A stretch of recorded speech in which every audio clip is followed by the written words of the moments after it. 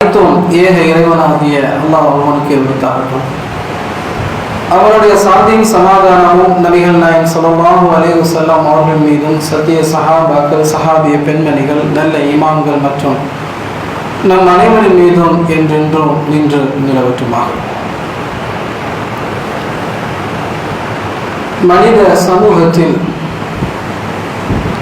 இன்றைக்கு நாம் உண்ணக்கூடிய உணவுகள் என்பது பட்டியலிட்டாலும் முடியாத அளவிற்கு நீண்ட அளவுகளை கொண்டுள்ளது. 2 வேளை உண்ட காலம் போய் 3 வேளை தாண்டி இன்றைக்கு ஒரு நாளில் 6 வேளை சராசரியாக மனிதன் தன்னுடைய உணவை உண்கிறான். உயிர் வாழ்வதற்காக உணவு உண்டதை எல்லாம் தாண்டி வாழ்வதே உணவு உண்பதற்கு தான் என்ற அடிப்படையிலே உணவின் மீது அதிகமான மோகம் கொண்டவர்களாகவும் நாம் இருக்கிறோம்.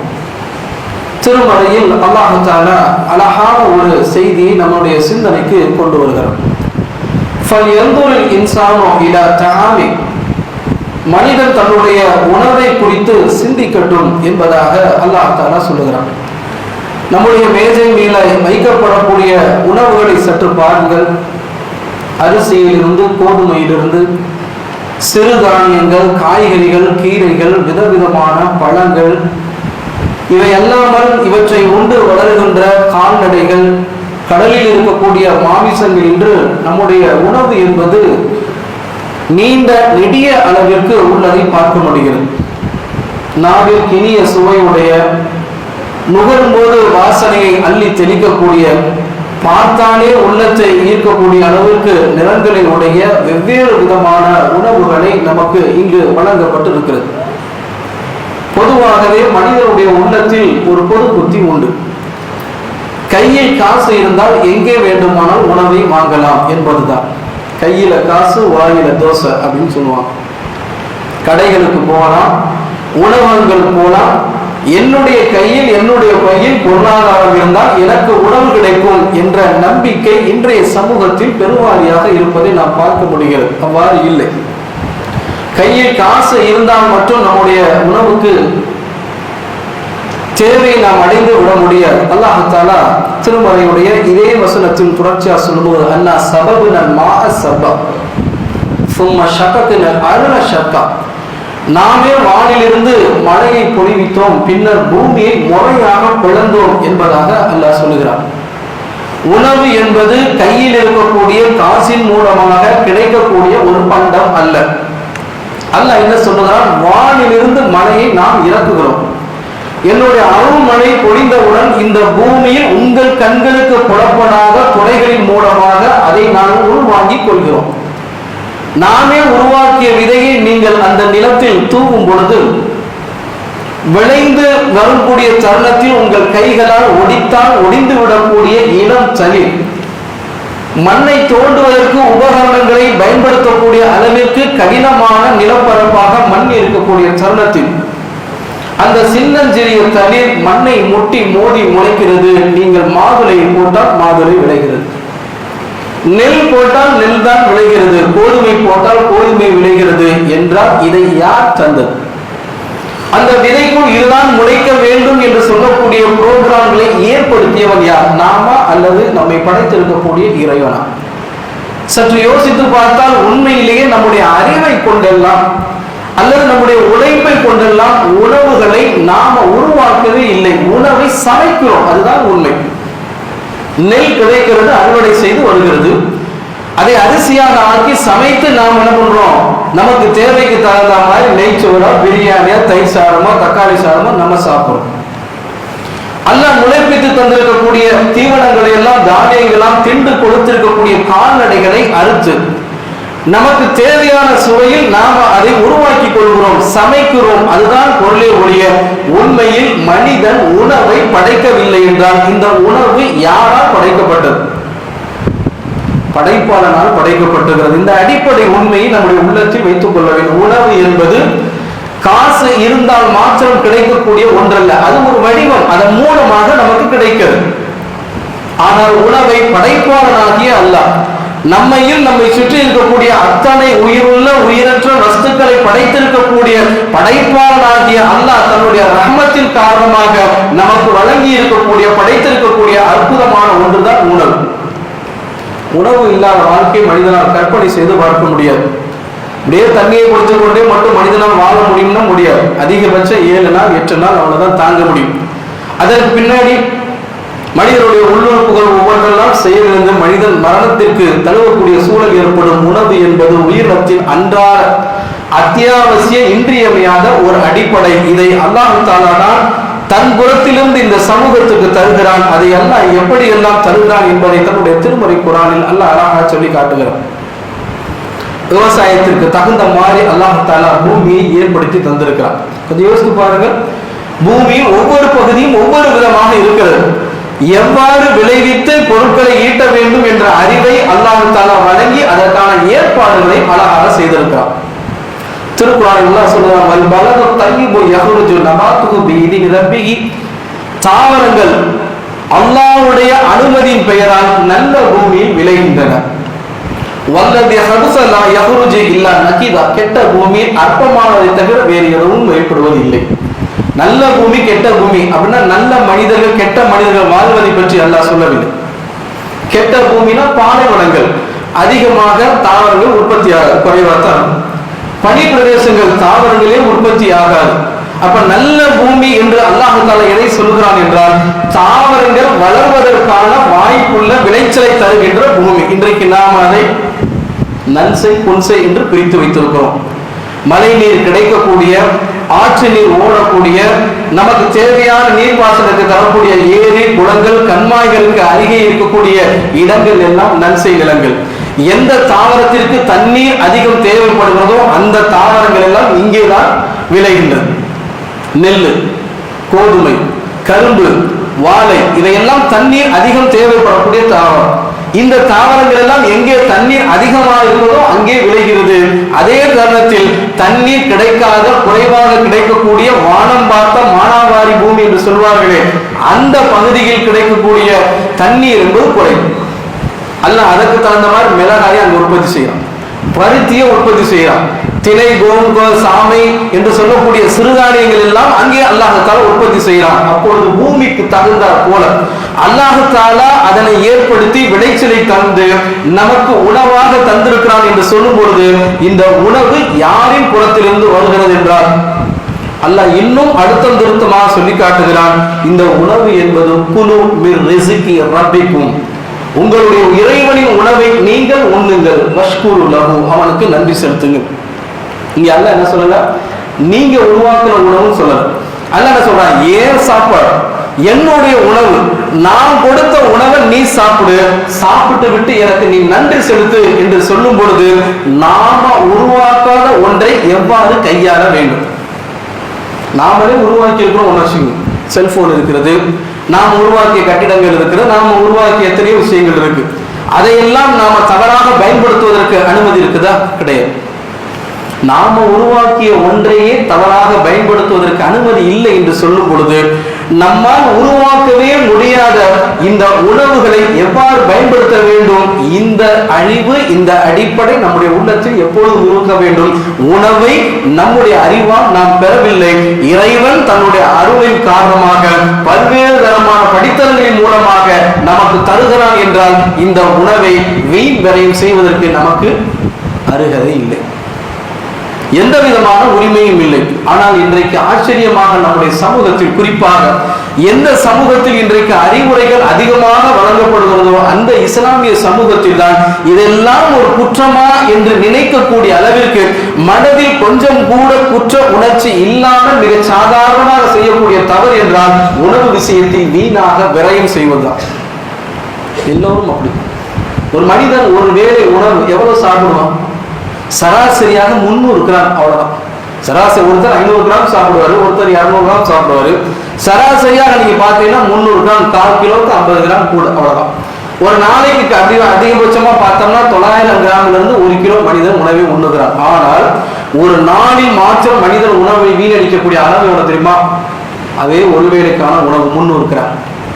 ஒரு நாளைக்கு 1 கிலோ உணவை சாப்பிடக்கூடிய மனிதன் இது கொஞ்சோடு கருவேப்பிலை தானே, கொஞ்சோடு தக்காளி தானே, இது மிளகு தானே, கொஞ்சோடு சோறு தானே, கொஞ்சோடு கறி தானே அப்படின்னு ரொம்ப சாதாரணமாக அசட்டையாக நினைத்து ஒதுக்கக்கூடிய அந்த உணவினுடைய ஒரு நாள் அளவு என்பது ஒரு வேலைக்கான உணவு என்றால் வருடத்தின் முழுமைக்கு நாம் கூட்டி கழித்து பார்ப்போம். ஆனால் 120 கிலோகிராம் உணவை மனிதன் வீணடிக்கிறார்.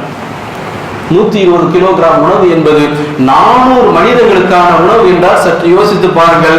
400 மனிதர்களுக்கான உணவை அவர்களுக்கு கிடைக்க விடாமல் தடுக்கக்கூடிய மாபெரும் ஒரு பாவத்தை, இதுவெல்லாம் ஒரு விஷயமா, இதெல்லாம் ஒரு மேட்ரா என்று நினைத்து மனிதர் சங்கடம் இல்லாமல் ஒரு பாவத்தை செய்து கொண்டிருக்கிறார்.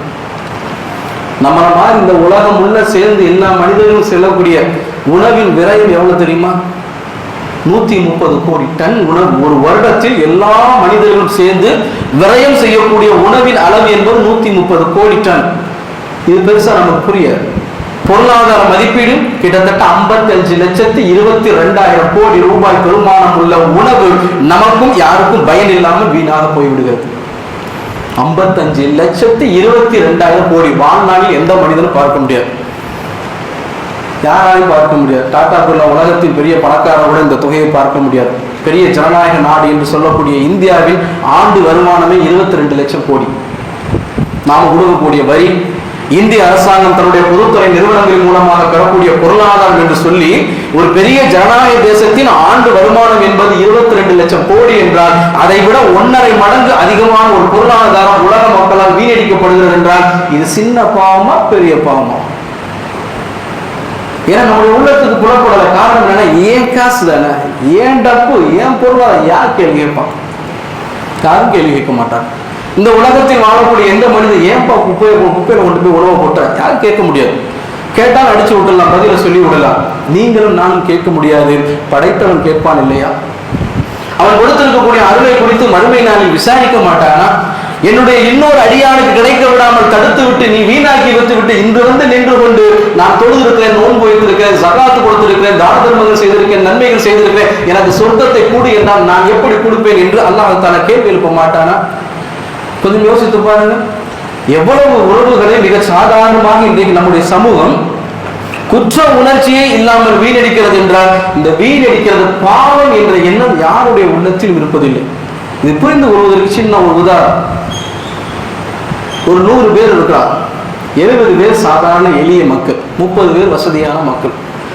100 மூடை உணவுகள் இருக்கிறது. இந்த 100 மூடை உணவுகளும் ஒரு மாதத்திற்கு தேவையான வைத்துக் கொள்ளுங்கள். இப்ப ஆளுக்கு ஒரு மூடை எடுத்துக்கொண்டா 100 பேருக்கு என்னது உணவுகளை சாப்பிட்டு வயிறார பசியார முடியும். ஆனால் வசதி படைத்த 30 பேர் என்ன நினைக்கிறாங்க? ஏன்டா தான் அதிகமா காசு இருக்குல்ல, நான் எதுக்கு ஒவ்வொரு மூடை வாங்கணும்னு நினைச்சு ஆளுக்கு 2 மூடை வாங்குறாங்கன்னா கிட்டத்தட்ட 30 பேரு 60 மூடை சேர்த்து விடுகிறது. ஆனால் அந்த 60 மூட்டை உணவை ஒரு மாதத்தில் உண்ண முடியாமல் 30 மூட்டை உணவு குப்பைக்கு போகிறது என்றால் மீதம் 40 மூட்டை உணவு. 40 மூட்டை உணவு என்பது 70 நபர்களுக்கு என்றால் 70 நபர்களால் எவ்வாறு 40 மூட்டை உணவை உண்ண முடியும்? அப்படி என்றால் கிட்டத்தட்ட 30 நபர்கள் பட்டினியோடு கழிவார்கள். இதுதான் யதார்த்தம். ஏன் காசு தானே, என்னுடைய பொருளாதாரம் தானே, என்னை யார் கேட்க முடியும் என்ற பணத்திமிரின் காரணமாக நாம் சின்ன சிறியதாக செய்யக்கூடிய இந்த வீண் விரயத்தின் காரணமாக சாதாரண எளிய மனிதனுக்கு அன்றாட கஷ்டப்பட்டு உழைத்து சம்பாதிக்கக்கூடிய மனிதனுக்கு உணவை கிடைக்க விடாமல் தடுத்த பாவத்தை அது சேர்த்து விடும். அல்லாஹ் தஆலா அதை தடுக்க வலிமையாக அல்லாஹ் கண்டிக்கிறார். வகுலு வஷ்ரபு வலா துஸ்ரிஃபு இன்னஹு லா யுஹிப்புல் முஸ்ரிஃபின். உண்ணுங்கள், பருகுங்கள். அல்லாஹ் உங்களுக்கு கொடுத்திருக்கான நல்ல உணவுகளை ஹலாலா சாப்பிடுங்க. அல்லாஹ் உங்களுக்கு கொடுத்திருக்கான நல்ல பானங்களை ஹலாலான முறையிலே அருந்துங்கள். ஆனால் வீண் விரயம் செய்யாதீர்கள். இன்னஹு லா யுஹிப்புல் முஸ்ரிஃப், இன்னஹு லா யுஹிப்புல் முஸ்ரிஃப். வீண் விரயம் செய்பவர்களை அல்லாஹ் நேசிக்கவே மாட்டான். அல்லாஹ் நேசிக்காத ஒரு காரியம் இது வீண் விரயம் செய்யக்கூடிய விஷயம். அல்லாஹ் ஒரு மனிதனை நேசிக்கவில்லை என்றால் என்ற பொருள் தெரியுமா? அவனுடைய பாவங்களை மன்னிக்க மாட்டான் என்று பொருள். அல்லாஹ் ஒரு மனிதனுடைய பாவத்தை மன்னிக்கவில்லை என்று சொன்னால் அவனை நரகத்தில் கொண்டு போய் விழச் செய்வான் என்று பொருள். கொஞ்சம் யோசித்து பாருங்க. இந்த உலகத்துல ஏன் கஷ்டப்பட்டு முஸ்லீமா வாழணும்? அல்லாஹ் பாவத்தை மன்னிக்கிறது. தொழுவது, நோன்பு வைப்பது, எல்லா விதமான நல்ல அமல்களையும் செய்வதற்கான காரணம் என் இறைவன் என்னை பொருந்திக் கொள்ள வேண்டும். அதன் மூலமாக என் பாவங்களை மன்னித்து மறுமையிலே நீண்ட நெடிய வாழ்வை சுவனத்தில் கொண்டு போய் சேர்க்க வேண்டும் என்பதற்கு தான் எல்லா விதமான மன ரீதியான உடல் ரீதியான கஷ்டங்களை பொறுத்து கொண்டு முஸ்லீம்களாக நாம் வாழ்கிறோம் என்று சொன்னார். அல்லாஹ் சொல்றான், என்ன நீ நல்ல அமல் செஞ்சாலும் சரிதான், நீ வீண் விரயம் செய்வானே ஆனால் என்னுடைய பார்வையில் உனக்கு கருணை கிடையாது, என்னுடைய கோப பார்வைதான் உன் மீது எஞ்சி நிற்கும் என்று அல்லாஹ் தஆலா கடுமை காட்டுகிறான் என்றால் நாம் பயந்து கொள்ள வேண்டும். நபிகள் நாயகம் ஸல்லல்லாஹு அலைஹி வஸல்லம் அவர்கள் நமக்கு அழகான முன்மாதிரி எல்லாம் செயல்முறை திட்டங்களை எல்லாம் சொல்லித் தருகிறார். இன்றைக்கு பெரும்பாலும் உணவுகள் எங்கே அதிகமாக வீண் விரயம் செய்யப்படும் தெரியுமா? 61% உணவுகள் வீடுகளில் தான் வீண் விரயம் செய்யப்படுகிறது.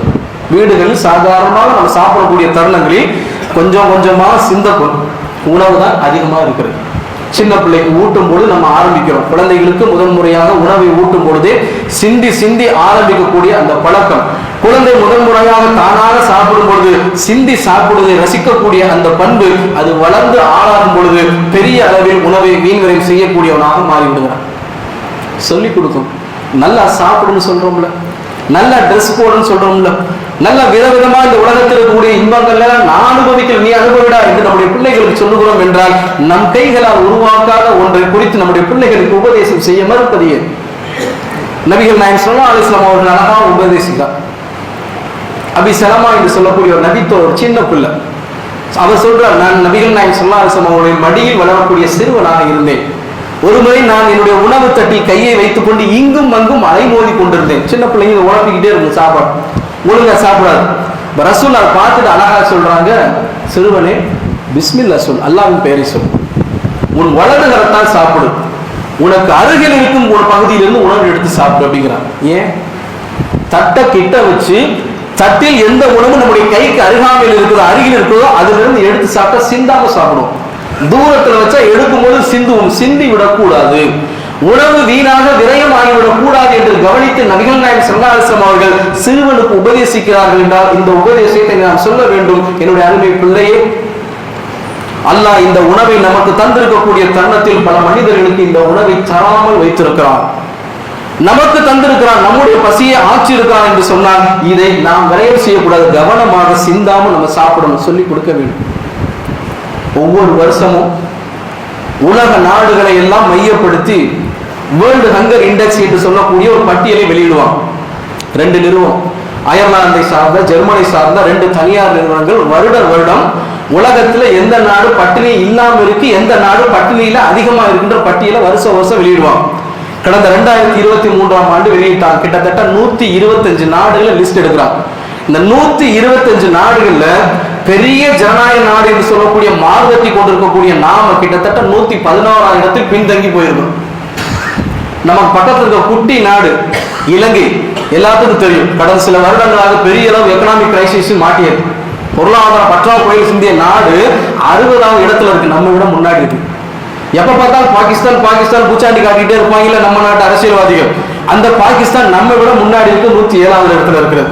நமக்கு அருகாமையில் இருக்கக்கூடிய நேபாளம் பங்களாதேஷ் எல்லாமே நம்மை விட முன்னாடி இருக்கிறது, நம்ம நாடு பின்னாடி இருக்கிறது என்றால் என்ன காரணம்? 2 விஷயம். ஒன்று, உணவு விநியோக முறை இந்த தவறாக இருக்கிறது. இன்னொன்று, வீணாக விரயம் செய்யக்கூடிய போக்கு நிறைய இருக்கிறது. இந்த காசு இருக்கிறது, இன்றைக்கு பெருமளவு சம்பாதிக்கிறார், கையில காசு இருக்கு, என்ன வேண்டுமானாலும் வாங்கலாம், எதை வேண்டுமானாலும் வாங்கலாம், அது பிடிக்குது பிடிக்காது அதெல்லாம் பிரச்சனை இல்லை, அது ஒரு ஸ்டேட்டஸ். 4 பேர் பார்க்கும்போது உள்ள நுழைஞ்சு மால்ல நுழைஞ்சு எந்த பொருளையும் வாங்காம வெளியே வந்தா அசிங்கம் அப்படின்னு நினைக்கிறோம். எதையாவது ஒண்ணு வாங்கணும், கலர் கலரா இருக்கு, புதுசா இருக்கு, வாங்கிட்டு வந்துட வேண்டியதான்.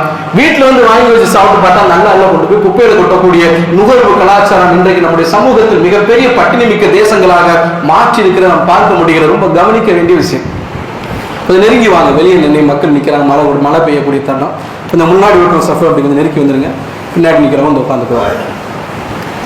அல்லாஹ்வின் தூதர் ஸல்லல்லாஹு அலைஹி வஸல்லம் ரொம்ப ரொம்ப கவனிக்கிறாங்க, எந்த இடத்துல கவனிக்கிறாங்க பாருங்க. சிந்தாமல் சாப்பிட சொன்ன நபிகள் நாயகம் ஸல்லல்லாஹு அலைஹி வஸல்லம் அவர்கள், ஒருவேளை உணவு சிந்திவிட்டால், நீங்கள் உணவு உண்டு கொண்டிருக்கக்கூடிய தருணத்தில் ஒரு கவலவாய் உணவு கீழே விழுந்து விட்டால் அதை ஷைத்தானுக்கு விட்டு விடாதீர்கள், அதை சுத்தம் செய்து உண்ணுங்கள் ரசூலுல்லாஹ் சொல்றாங்க. சாப்பிட்டுக்கிட்டு இருக்கீங்க, ஒரு சின்ன உணவு பருக்க கீழே விழுந்துருச்சு, ஏதோ ரொட்டியோ கறியோ, நம்மளுடைய பார்வை எப்படி இருக்கும்? சரி கீழே விழுந்துருச்சு, தூசி அரிசி எடுத்து கொண்டு போய் போட்டுரும். ரசூலுல்லாஹ் சொல்றான், அப்படி போடாத, ஷைத்தான் கொடுத்துறாரு, அது எல்லாம் உனக்கு தந்தது. அதை நீ என்ன பண்ணிடு, சுத்தம் செய்து சாப்பிட்டு விடு என்று நபிகள் நாயகம் ஸல்லல்லாஹு அலைஹி வஸல்லம் அவர்கள் சொல்லுகிறார் என்றால், அல்லாஹ்வின் தூதர் ஸல்லல்லாஹு அலைஹி வஸல்லம் அவர்கள் வறுமையில் வாழ்ந்த மனிதர், உணவின் அருமை நம்மை விட அவர்களுக்கு அதிகமாக தெரியும். கவனித்தார்கள். நம்மால் பிறர் உணவு கிடைக்காமல் அலைந்து விடக்கூடாது, எனவே சிந்தாமல் சாப்பிடணும்னு சொல்லிக் கொடுத்த நபிகள் நாயகம் ஸல்லல்லாஹு அலைஹி வஸல்லம் அவர்கள் ஒருவேளை சிந்தி விட்டால் அதை வீணாக்கி விடக்கூடாது, எடுத்து சாப்பிடும். இன்னொரு ரசூல் அழகா சொல்றாங்க, நீங்கள் உணவு உண்டு முடித்து விட்டால் உங்கள் விரலை சூப்பிக் கொள்ளுங்கள், உங்கள் தட்டை வலித்துக் கொள்ளுங்கள், அல்லாஹ்வுடைய பரக்கத் எதில் இருக்குது என்பது நீங்கள் அறிய மாட்டீர்கள் அப்படின்றாங்க. இதெல்லாம் நாகரிகத்தின் போர்வையில் இன்னைக்கு நாம் செய்யாத காரியம். 4 பேருக்கு முன்னாடி தட்டை வலிச்சு சாப்பிடுறது, விரலை சூப்பி சாப்பிடணும் பார்த்த சிச்சி அசிங்கம். படிச்ச மனுஷன் இதெல்லாம் எப்படி சாப்பிடும்? படிக்காத மனிதர் தான் இந்த உலகத்திலே உச்சபட்ச நாகரிகத்தை சொன்னவர். அல்லாஹ்வின் தூதர் ஸல்லல்லாஹு அலைஹி வஸல்லம் அவர்கள் ஏட்டை படித்ததும் இல்லை, எழுதியதும் இல்லை. அவரை போல நாகரிகமான ஒரு மனிதர் உலகத்தில் பார்க்க முடியுமா? பல் துலக்குவதில் கூட அழகியலை கடைபிடித்தவர் என்று அன்னை ஆயிஷா ரலியல்லாஹு அன்ஹா சொல்லுகிறார் என்றால், நம்மளால யோசிப்பாங்க, பல் துலக்கிறதெல்லாம் என்ன அழகு யோசிப்போமா? வெளியில ட்ரெஸ் போட்டு நீட்டா வருவோம், உள்ளதான விஷயம்லாம் தெரியும், எப்படி சாப்பிடுறோம், எப்படி நடந்து கொள்கிறோம் என்பதெல்லாம் அது உள்ள தெரியும். பல் துலக்குவதில் கூட அழகை மேம்படுத்திய நபிகள் நாயகம் ஸல்லல்லாஹு அலைஹி வஸல்லம் அவர்கள் படிக்காத மனிதர். அந்த நாகரிகம் மிக்க மனிதர் சொல்லுகிறார், நீங்கள் உணவை என்ன பண்ணுங்க, வலிச்சு உண்ணுங்க, மிச்சம் வச்சிடாங்க. தட்டில் வைக்கிறோமா இல்லையா? கொஞ்சம் கூட நமக்கு அந்த உறுத்தல் இல்லை தானே, வைக்கத்தான் செய்யணும். கறியை வைக்கிறோம், இதெல்லாம் வைக்கிறோம். மிளகெல்லாம் யாருமே சாப்பிடுவதில்லை. மிளகெல்லாம் யாரும் கிலோ கணக்கில் வாங்குவது கிடையாது. 10 ரூபாய், 20 ரூபாய், 100 கிராம் அப்படித்தான் வாங்குவோம். 10 மிளகு இருந்தால் பகைகளும் வீட்டை அண்ட மாட்டான் என்று பழமொழி உண்டு. அவ்வளவு அற்புதமான பொருள். பொங்கல்ல போட்டா போதும். பொங்கல்ல எப்படி இந்த அன்னப்பறவை ஒண்ணு இல்ல, அது ஒரு கதை சொல்லுவாங்கல்ல, அது எப்படி வந்து தண்ணியை பிரிச்சு பாலை மட்டும் குடிக்குது, அது மாதிரி அது பொங்கலை சாப்பிடும்போது கருவேப்பிலை மிளகையும் தூக்கி தூக்கி போட்டு கரெக்டா சாப்பிடுவோம். ஆனா அந்த கருவேப்பிலை தான் நம்முடைய உடம்புக்கு இரும்பு சத்து தேவைப்படுகிறது. 20 வயசு 25 வயசு ஆயிடுச்சு, உடம்பு ஒல்லியாச்சு, இரும்பு சத்து இல்ல, தலையில அரைச்சு போச்சு, கருவேப்பிலை டானிக் சாப்பிடுங்க. டாக்டர் என்ன பண்ணுவாரு, 200 ரூபாய் 500 ரூபாய் எழுதி கொடுப்பார். கொசு கருவேப்பிலை என்பது இலவசமாக கிடைக்கக்கூடிய பொருள், மதிப்பில்லை. தக்காளியை உண்பதில்லை, கறி இருக்கும் இல்லை, அது எலும்போட இருக்கு அப்படின்னு கறியை ஒதுக்கி வச்சிருக்கோம். கொஞ்சம் யோசிச்சு பாருங்க, எவ்வளவு வீண் வேலை நாம் செய்கிறோம். இன்னும் சொல்ல போனால் குறிப்பாக திருமணங்களில் கிட்டத்தட்ட 39% உணவுகள் வீணடிக்கப்படுகிறது. நம்முடைய தேசத்தில் நடைபெறக்கூடிய அத்தனை திருமணங்களுமே பெருமளவு ஒப்பந்தங்கள் என்ற அடிப்படையில் நடைபெறுவதே இல்லை. எல்லாமே ஏன் செல்வத்தை காட்டக்கூடிய இடம் அப்படின்னு நினைக்கிறோம். காசு பண வசதி இருக்கவன் கௌரவத்தின் அடையாளம், ஏன்னா காசு இருக்குன்னா முதல்ல எதை காட்டுறாங்க, திருமணத்தின் மூலமா தான் காட்டும். அவ்வளவு இருக்கிறது எல்லாமே வாங்கி போறது. மட்டன் பிரியாணில இருந்து, சிக்கன்ல இருந்து, முட்டையில இருந்து, இனிப்புல இருந்து எல்லாத்தையும் வாங்கி போட்டா போய் உட்கார மனுஷனுக்கு பார்த்தா நப்சு அடங்கவே மாட்டேங்குது. வாங்கி வாங்கி தின்னணும் தான் தோணும். வாங்கி வாங்கி சாப்பிட்டு கடைசி என்னது, அதை அப்படியே இலைகள்ல வச்சு கொண்டு போய் குப்பை தொட்டியில கொட்டக்கூடிய சூழ்நிலை இன்னைக்கும் தான் இருக்கிறது. நீங்கள் திருமண மண்டபங்களில் குப்பை தொட்டிக்கு போய் பாருங்க, அவ்வளவு உணவுங்க. ஒரு நேரத்துக்கு 300 கிராம் தான் நமக்கு தேவை. 300 கிராமை மிஞ்சிய உணவுகள், கறி, சோர்மா அப்படி இலையோட கொண்டு போய் குப்பை தொட்டியில போட்டிருப்பான். அங்க வந்து அந்த எச்சியிலை சாப்பிடக்கூடிய ஒரு கூட்டம் இன்னைக்கும் இருக்கா இல்லையா? அவனுக்கு சுயமரியாதை இல்லையா? தன்மானம் இல்லையா? நமக்கு தானே இருக்கு. இடது கையில கொடுத்தாலே வாங்க மாட்டோம்ல, நான் இடது கையில கொடுக்குறேன், வலது கையில கூட என்ன மட்டம் நினைச்சிட்டியா, கேவலம் நினைச்சிட்டியா சொல்றோமா இல்லையா? அப்ப நம்ம கௌரவப்படுத்த நாம் நினைக்கிறோம், தன்மானத்தை உரிமை. எல்லாரும் அப்படி நான் பிச்சைக்காரனாக இருந்தாலும் எல்லாருக்கும் சுய மரியாதை உண்டு. அவன் பசி அதையெல்லாம் தள்ளி விடுகிறது. பசி வந்தால் 10 பறந்து போகும். பசி, காலை பசி, மாலை பசி, இரவு பசி, பசியால வெந்து செத்து விடுவோம் என்ற பயத்தில் நாம் எச்சில் வைத்த உணவை அவன் எடுத்து சாப்பிடுகிறான் என்றால், அப்படிப்பட்ட சமூகத்தை உருவாக்கியவர் யார் தெரியுமா? தங்கம் கிடைத்த உணவுகளை எல்லாம் தான் உண்டு பிறருக்கு கொடுக்காமல் விரயம் செய்கிறார்களே, அவர்களால் தான் இது போன்ற காரியம் நடைபெறுகிறது என்றால் சற்று யோசித்து பாருங்கள். நம்முடைய இந்திய தேசத்தின் புள்ளி விவரம், 140 கோடி மக்கள் இருக்கக்கூடிய இந்த தேசத்தில் 42 கோடிக்கும் அதிகமானவர்கள் வறுமை கோட்டிற்கு கீழே வாழ்கிறார்கள் என்று புள்ளி விவரம் சொல்லுகிறது. வறுமை கோடு என்றால் ஒரு ஆடைக்கு மறு ஆடை இல்லை. உணவு ஒருவேளை கிடைப்பது என்பது குதிரை கொம்பு. இருப்பதற்கு, வசிப்பதற்கு ஒரு ஓலை குடிசையை கூட வாடகைக்கு பிடிப்பதற்கு வக்கற்றவர்களாக பிளாட்பார்மில் வாழக்கூடிய மக்கள் நம்முடைய தேசத்தில் 42 கோடிக்கும் அதிகமானவர் என்றால், அவர்களுக்கு முன்பாக உட்கார்ந்து கொண்டு உணவை வீணடிப்பது அநியாயமா? அநியாயம் இல்லை. அல்லாஹ்விடத்தில் பெரும் பாவமா இல்லையா? யோசிச்சு பாருங்க. ஏன் காசு நம்ம நினைக்கிறோமே, நம்மை போன்ற சக மனிதன் தானே. நம்முடைய வாழ்க்கையெல்லாம் எப்படி இருக்கு? இரவு நேரங்களில் தான் கடைகள் எல்லாம் விரிக்கப்படுகிறது. என்ன மாதிரி கடைகள்? அவ்வளவு கடைகள் என்னது, ஈவினிங்ல தான் என்னது, நைட்டு உணவு, இரவு உணவகங்கள் நிறைய, பார்ட்டி கூட இரவுல தான். நண்பர்கள் பாற்றி வைப்பது, உறவினர் பாற்றி வைப்பது, இரவுகளை விதவிதமான உணவு சாப்பிட்டுட்டு செரிக்க மாட்டேன்னு சொல்லி மாத்திரை போடக்கூடிய சமூகமா இன்னைக்கு நாம மாறி இருக்கிறோம். அங்கே பசியோடு உணவு கிடைக்காதா என்று ஒரு கூட்டம் ஏங்கி கொண்டிருக்கிறது என்றால் அவர்களுக்கு முன்னால் இப்படி சாப்பிடலாமா? இப்படி நாம வீணடிக்கலாமா? சற்று யோசிக்க வேண்டும். நம்முடைய உள்ளத்தில் கொஞ்சமாவது மனிதாபிமானம் இருக்கும் என்றால், அல்லாஹ் நம்மை பிறர் மீது நேசம் கொள்ளக்கூடியவர்களாக ஆக்கி இருக்கிறான் என்றால், அல்லாஹ் தன்னுடைய திருமறை குர்ஆனில் சொன்னான், இன்னமல் முஃமினூன இஹ்வத்துன், மூமின்கள் அனைவருமே சகோதரன் என்று சொல்கிறார்களே. இன்னும் சொல்ல போனா ஆதமுடைய மக்கள் அனைவரும் சகோதரன் என்று அல்லாஹ் சொல்கிறானே. அப்படி என்றால் எனக்கு இருக்கக்கூடிய வலியும் வேதனையும் தான் அவனுக்கும் இருக்கிறது. அவன் பசியோடு இருந்தா இந்த உலகத்துல ஒவ்வொரு நாளும் 20,000 குழந்தைகள் உணவு கிடைக்காம மரணம் அடைகிறார்கள். ரொம்ப கொடுமையான விஷயம். ஒரு குழந்தைக்கான உணவு என்பது அதிகபட்சம் பால் பொருள். பால் பொருள் கூட கிடைக்காத அளவுக்கு அந்த குழந்தைகள் இறக்கிறார்கள் என்றால் அதையும் வீணடிக்கக்கூடிய மனிதர்கள் இருக்கக்கூடிய காரணத்தினால யோசிப்பாரு. தேவைக்கு அதிகமாக பால் பொருளை வாங்கி வைப்பது, கெட்டு போச்சு என்று தூக்கி வீசுவது, இந்த பழக்கம் நம்ம இடத்தில் இருக்கிறது. நம்ம இடத்தில் இருக்கக்கூடிய இந்த நுகர்வு கலாச்சாரம் எல்லாத்தையும் மிதமிஞ்சி வாங்க சொல்லுகிறது. 4 பேருக்கு முன்னாடி நம்மளுடைய கௌரவத்தை காட்ட வேண்டும் என்பதற்காக எல்லாவற்றையும் வாங்கி நம்ம உண்ண முடியாம உண்டு வீணடிக்கிறோம். அப்படி நாம் இருந்து விடக்கூடாது. சில பேர் காரணம் சொல்வார்கள், நான் ஏன் உணவை வீணடிச்சு தெரியுமா, எனக்கு பிடிக்காத சாப்பாடை வச்சுட்டாங்க. சொல்ல வேண்டியதானே, வாயில் என்ன குளக்கட்டையா வச்சிருக்கோம் அப்படின்னு சொல்லுவாங்கல்ல. நமக்கு உணவு ஒரு இடத்தில் பரிமாறப்படுகிறது என்றால் எந்த உணவு வேண்டுமோ வைக்கலாம். நமக்கு பிடித்த உணவும் இருக்கலாம், பிடிக்காத உணவும் இருக்கலாம், சொல்லலாம்ல. நபிகள் நாயகம் ஸல்லல்லாஹு அலைஹி வஸல்லம் அவர்கள் காலித் பின் வலீத் ரலியல்லாஹு அன்ஹு அவர்களை கூட்டிட்டு போறாங்க. ரசூலுல்லாஹ்வுடைய முன்மாதிரி வாழ்க்கையை கொஞ்சம் கவனிச்சு பாருங்க. ரசூலுல்லாஹ்வுக்கு உடம்பு இறைச்சி பரிமாறப்படுது. ரசூலுல்லாஹ்வுடைய பண்பு என்ன தெரியுமா, எப்ப எங்க போய் சாப்பிட்டாலும் இது என்ன சாப்பாடுன்னு கேட்டுட்டு சாப்பிடுவோம். இது நம்ம இருக்கும். டபக்குன்னு கையை வச்சு தின்றக்கூடாது, ஐயே நல்லா இல்லை எச்சி வச்சிடக்கூடாது. இது என்ன கேட்கலாம் ஒரு வார்த்தை அழகா ரசூலுல்லாஹ் எப்பவுமே கேட்பாங்க, இது என்னன்னு கேட்பாங்க. அன்னைக்கு ரசூலுல்லாஹ் கேட்கறதுக்கு முன்னாடி ஒரு அம்மா முந்திக்கிட்டு சொல்றாங்க, அல்லாஹ்வின் தூதரே இது உடம்பு இறைச்சிங்கிறார். ரசூலுல்லாஹ் கையை எடுத்துட்டு சொல்றாங்க, அப்ப எனக்கு வேண்டாங்கிறான். ஹாலித் பின் வலீத் கேட்கிறான், ரசூலுல்லாஹ் இது ஹராமான்னு கேட்கிறான். தடுக்கப்பட்டதா? இல்ல இல்ல, ரசூலுல்லாஹ் மக்காவுல வாழ்ந்தவன். இது மதீனால நடக்கக்கூடிய சம்பவம். ஒவ்வொரு ஊருக்கும் ஒவ்வொரு உணவு கலாச்சாரம். ரசூலுல்லாஹ் என்னுடைய பூமியில் என்னுடைய சமூகத்தை இதை நான் பார்த்ததில்லை, இதை நான் சாப்பிட்டதில்லை, அதனால எனக்கு பிடிக்கலன்னு ஹாலித் பின் வலீத் அதை எடுத்து சாப்பிடுகிறார். நபி ஸல்லல்லாஹு அலைஹி வஸல்லம் அவர்கள் பார்த்து கொண்டிருக்கான். யோசிச்சு பாருங்க ரசூலுல்லாஹ்வுடைய பண்பு எப்படி இருக்கு பாருங்க. உணவு உண்ணுவதற்கு முன்னாடி தனக்கு பிடிக்காத உணவை நாகரிகமாக ரசூலுல்லாஹ் தெரிவித்து விட்டார்கள். அந்த உணவு வீணடிக்கப்படாமல் இன்னொரு மனிதருக்கு போகுது என்றால் இந்த பண்பு தானே. எப்பொழுதுமே விருந்து கொடுக்கக்கூடியவர்கள், எந்த நம்முடைய உறவினராக இருக்கட்டும், நண்பராக இருக்கட்டும், திருவிழாவாக இருக்கட்டும், அல்லது திருமணங்களாக இருக்கட்டும், வைக்கக்கூடியவர்கள் நல்லா சாப்பிட்டு நமக்காக பிரார்த்தனை செய்ய நினைப்பாங்களா இல்லையா? அள்ளி அள்ளி தான் வைப்பாங்க, எல்லா உணவுலையும் வைப்பாங்க. பிடிக்காத உணவு என்றால் நான் இதை சாப்பிட மாட்டேன் நாகரிகமா சொல்லி வைப்பதற்கு முன்னாடி சொல்லிவிட்டால் உணவு விரயமாவது தடுக்கப்படும். இன்னும் சில பேர் சொல்லுவாங்க, அதிகமா வச்சுட்டாங்க, வைக்கதான் செய்வாங்க. விருந்து வைக்கக்கூடிய என்ன பண்ணுவாங்க, நல்லா சாப்பிடணும் அப்படின்னு வைக்கதான் செய்வாங்க. நமக்கு நம்முடைய அளவு தெரியுமா இல்லையா? என்னுடைய அளவு இது என்பது நமக்கு தெரியாமல் இருப்பதில்லை. சொல்லிடுங்க, நான் தான் சாப்பிடுவேன். நிறைய வாங்கிட்டு வச்சுட்டாங்க, சாப்பிட முடியாம சாப்பிட்டேன், நெஞ்சுக்கு நிக்குது அப்படின்னு கொண்டு போய் குப்பையில கொண்டு போய் கொட்டினா அல்லாஹ் அதை பார்த்து கொண்டிருப்பானா? பொருளாதார வசதி அல்லாஹ் தந்திருக்கிறான் என்று சொன்னால் அந்த பொருளாதார வசதி எப்படி செலவழிக்க வேண்டும்? வாத்தி தற்குர்ப ஹக்கஹு வல் மிஸ்கீன வல் சபீரி வலா துபத்தி தப்தீரா. உங்களுக்கு அல்லாஹ் பொருளாதாரத்தை அதிகமா தந்திருக்கிறாங்க, வாங்கி குமிச்சு யாருக்கு தராம நீ மட்டும் சாப்பிடாது. உங்க உறவினர்களுக்கு, ஏழைக்கு, நாடோடிக்கு கூடு, ஒரேடியாக வீண் விரையும் செய்து விடாது. ரசூலுல்லாஹ் அந்த வீட்டுல ரசூலுல்லாஹ் எப்படி சமைக்கிற அழகா சொல்றாங்க, வக்கீலு தாமுக்கு பாரத்துல இருக்கு அழகா சொல்றாங்க. உங்கள் உணவுகளை அளந்து சமையுங்கள், அல்லாஹ் பரக்கத் செய்வாங்க. இப்ப சில வீடுகள் இது ஒரு காரணமா மாறும். 4 பேர் 5 பேர் இருப்பாங்க, 6 பேர் 7 பேருக்கு சமைப்பாங்க. கேட்டா யாராவது வந்தா என்ன பண்றது அப்படின்னு வந்தா சமைச்சுக்க வேண்டியதுதான்.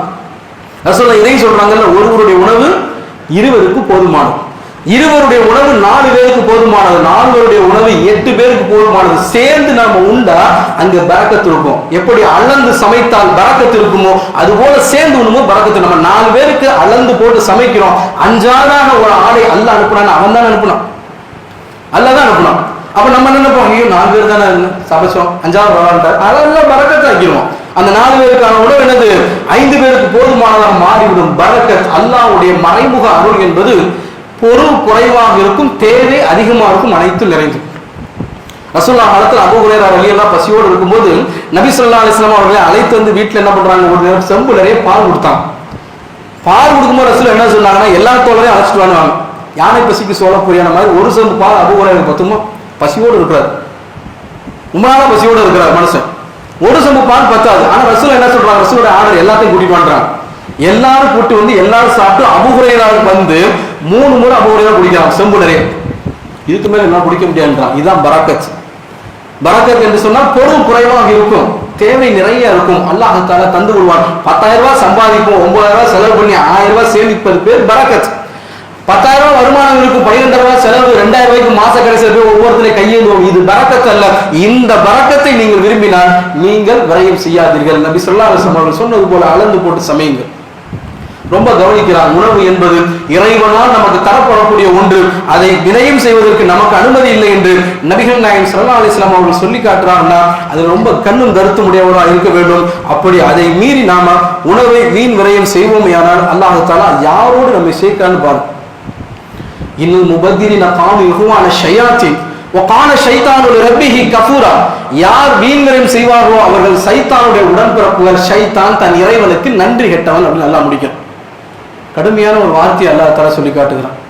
ஷைத்தானுக்கு அல்லாஹ் பாக்கியத்தை கொடுத்துருந்தான், அல்ஹம்துலில்லாஹ் பேசாம இருந்திருக்கும். அவனுக்கு இந்த மண்டகலம் பார்த்துக்க நான் வசந்தவன் என்ன பண்ணான், அல்லாஹ்வுடைய அருளை நினைக்காமல் புறக்கணித்து என்ன பண்றான், வீம்பு பிடித்தான், விரட்டப்பட்டவனாக மாறிவிட்டான். அப்ப அல்லாஹ் சொல்றான், அவன் நன்றி கெட்டவன், என்னுடைய அருளை மறந்துட்டான், நீங்களும் விரயம் செய்து நன்றி கெட்டவர்களாக மாறிவிடாதீர்கள் என்று அல்லாஹ் தஆலா நமக்கு எச்சரிக்கை செய்கிறான் என்றால், அப்ப விரயம் செய்யக்கூடிய இந்த பண்பு என்பது ஷைத்தானுடைய ஒரு பண்பு. ஷைத்தான் எப்படி தன் இறைவனுக்கு நன்றி கெட்டவனாக மாறி விரட்டப்பட்டானோ அது மாதிரி நாமளும் விரட்டப்படக்கூடாது என்று சொன்னால் அல்லாஹ் தந்திருக்கக்கூடிய உணவுகளை நல்ல முறையில் உண்ண வேண்டும். ஒவ்வொரு தருணத்தில் உணவில் கை வைக்கும் பொழுது இதை எண்ணிக்கொள்ளுங்கள். இதை என் அறிவால், என்னுடைய உழைப்பால், என்னுடைய திறமையால் நான் ஒன்றும் பெறவில்லை. அல்லாஹ் தஆலா எனக்கு தந்திருக்கிறான். எனக்கு தந்திருக்கக்கூடிய இந்த தருணத்தில் பல மனிதர்களுக்கு உணவை தரவில்லை. அவர்களுக்கு உணவு தராமல் இருக்கக்கூடிய தருணத்தில் எனக்கு உணவு தந்தானே, அதற்கு நான் நன்றி செலுத்துவேன், வீண் விரயம் செய்ய மாட்டேன் என்று சொல்லி நாம சாப்பிட்டு மகிழ்ச்சி அடைந்து பிறருக்கு கொடுப்பதற்கு அதுதான் சிறந்த நன்றியாக, சிறந்ததாக இருக்கும். அப்படி நாம் நடந்து கொள்ளும் பட்சத்தில் தான் அல்லாஹ் தஆலா நம்மை மறுமையிலே சுவனத்தில் சேர்ப்பான் என்று கூறி இந்த முதல் உரையை நிறைவு செய்கிறேன்.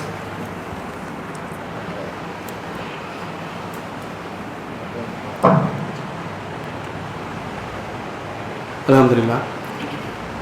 இன்ஷா அல்லாஹ் அடுத்த வார ஜும்மாவுடைய வசூல் என்பது திருவள்ளூர் மாவட்டத்தினுடைய அரக்கோணம் என்ற கிளையில் அல்லாஹ்வுடைய ஆலயம் ஒன்று எழுப்பப்படுகிறது. அதற்காக பொருளாதார உதவியை கேட்டு முன்பே அவர்கள் நம்மிடத்தில் மனு கொடுத்துருக்காங்க. இன்ஷா அல்லாஹ் அடுத்த வார ஜும்மாவுக்கு வரும்பொழுது அல்லாஹ்வுடைய ஆலயத்தை எழுப்புவதற்காக அதிகமான பொருளாதாரங்களை எடுத்துக்குவாங்க.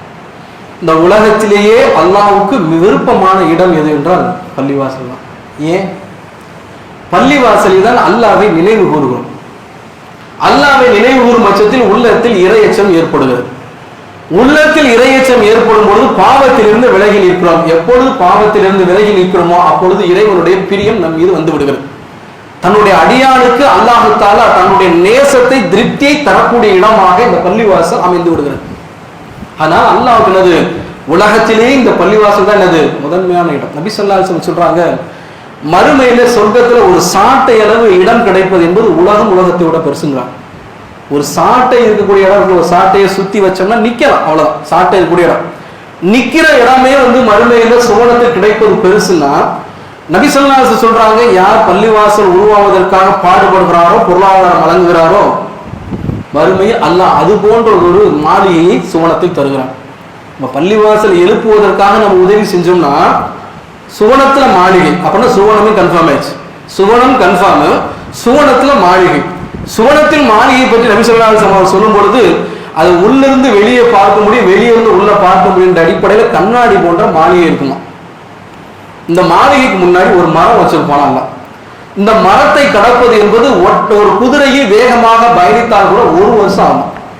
ஒரு மரத்தை கடப்பதற்கு குதிரையில வேகமா பயணித்தா 1 வருஷம் என்றால் அந்த மாளிகையை நீங்க கம்பேர் பண்ணிப்பாங்க, கற்பனைக்கு எட்டாது. ஏன்னா அந்த உலகத்தில் யோசிச்சு பார்த்தோம்னா தெரியும், 4 சென்ட் இடம் வாங்கி வீடு கட்டுவதற்கு நாக்கு தள்ளு உழைச்சி 20 வயசுல உழைக்க ஆரம்பிச்சு 40-50 வயசுல சம்பாதிச்சு சேர்த்து அதுக்கப்புறம் வீடை கட்டி 55 வயசுல அல்லாம உள்ள போகணும்னு நினைச்சோம்னா அல்லா தூக்கிட்டு போயிடும், முடிஞ்சு போச்சு. நம்ம கட்டின வீட்டுல நம்மளே வாழ முடியாத சூழல் என்னது இன்னைக்கு இருக்கிறத நம்ம பார்க்க முடியும். அப்ப இதுவே இன்னைக்கு கஷ்டம் என்றால் அல்லாஹ் தஆலா பிரம்மாண்டமான சுவனம், ஹாலிதீன ஃபீஹா அபதா, அதில் அவர்கள் நிரந்தரமாக இருப்பார்கள் என்று சொல்லி காட்டுகிறார். சுவனத்தை பற்றி அல்லாஹ் சொல்லும் பொழுதெல்லாம் நிரந்தரமாக இருப்பார்கள் என்று சொல்லும் பொழுது ஒரு முஸ்லிம் நிரந்தரமான வாழ்க்கைக்கு ஆசைப்படுவது அதான் அறிவுக்கு உகந்தமானது. இன்னைக்கு சம்பாதிச்சா போதும் நினைக்கிறோம் யாருமே என்ன பண்ண மாட்டோம், அறிவாளின்னு சொல்ல மாட்டோம். நாளைக்குன்னு சேர்த்து வைக்கிறோம், என் பிள்ளைக்கு, என் வாரிசுக்கு, என்னுடைய சமூகத்துக்கு, அல்லது எனக்கே வேண்டும் என்று நாளைக்கு சேமிக்கிறான் பாருங்க. இன்னைக்கு சம்பாதிச்சு நாளைக்கு சேமிக்கிறோம்னா அறிவாளி என்று சொல்கிறோமே. அல்லாஹ் தஆலா நம்மை அறிவாளியாக ஆக்க விரும்பி மறுமையிலே நமக்கு சுவனத்தையும் மாளிகையும் தருகிறான் என்றால் இந்த பள்ளிவாசலை கட்டுவதற்கான முயற்சியில் நாம் என்ன பண்ணுவோம், நாமளும் ஒரு பங்குதாரராக இருக்கோம். பள்ளிவாசல் எவ்வளவுக்கு எவ்வளவு கட்டப்படுகிறதோ அவ்வளவுக்கு அவ்வளவு நன்மை. ஒரு பள்ளிவாசல் மூலமாக தொழுகை மாத்திரம் நடைபெறுவதில்லை, தொழுகை நடைபெறுகிறது, அங்கிருந்து மக்களுக்கு உதவி போகிறது. ஒருத்தர் மருத்துவ உதவி வேணும் அங்கிருந்து போகுது, ஒருத்தர் கடன் அடைக்கணும் கேட்டால் அங்கிருந்து போகிறது. எனக்கு வாழ்வாதார உதவி கொடுங்க, கடன் இது வீடு கட்டுறது பொருளாதாரம் பண்ணி நான் சம்பாதிக்கணும், எனக்கு தொழில் வைப்பதற்கு, அதுவும் அங்கிருந்து போகிறது. எவ்வளவு உதவிகள் இங்கிருந்து செல்கிறது, ஏழைகளுக்கான உதவி என்று சொல்லி அடுக்கடுக்காக ஒரு பள்ளிவாசலை மையப்படுத்தி நபிகள் நாயகம் ஸல்லல்லாஹு அலைஹி வஸல்லம் காலத்தில் ஒரு பள்ளி எப்படியெல்லாம் இயங்கியதோ அதுபோன்று இயங்குவதற்கான முயற்சி நம்முடைய பள்ளிகளில் நடைபெறுகிறது என்றால் அது போன்ற பள்ளிகளை நாம் கட்டுவதன் மூலமாக அல்லாஹ் மலை அளவு நமக்கு நன்மையை மறுமையை தருகிறான் என்று சொல்லும் போது இன்ஷா அல்லாஹ் அடுத்த வாரம் வரும்பொழுது அதிகமான பொருளாதாரங்களை, அது பொருளாதார பொருளாக இருக்கலாம், நகை பணமாக எதுவாக இருந்தால் என்ன பண்ணுங்க, அல்லாஹ்வுடைய பள்ளி எழும்புவதற்கு தாராளமாக உதவி புரியுமாறு கேட்டுக்கொண்டு இந்த 2ஆம் முறை நிறைவு செய்கிறேன். வாஹிர் தவானா அல்ஹம்துலில்லாஹி ரப்பில் ஆலமீன். அஸ்ஸலாமு அலைக்கும்.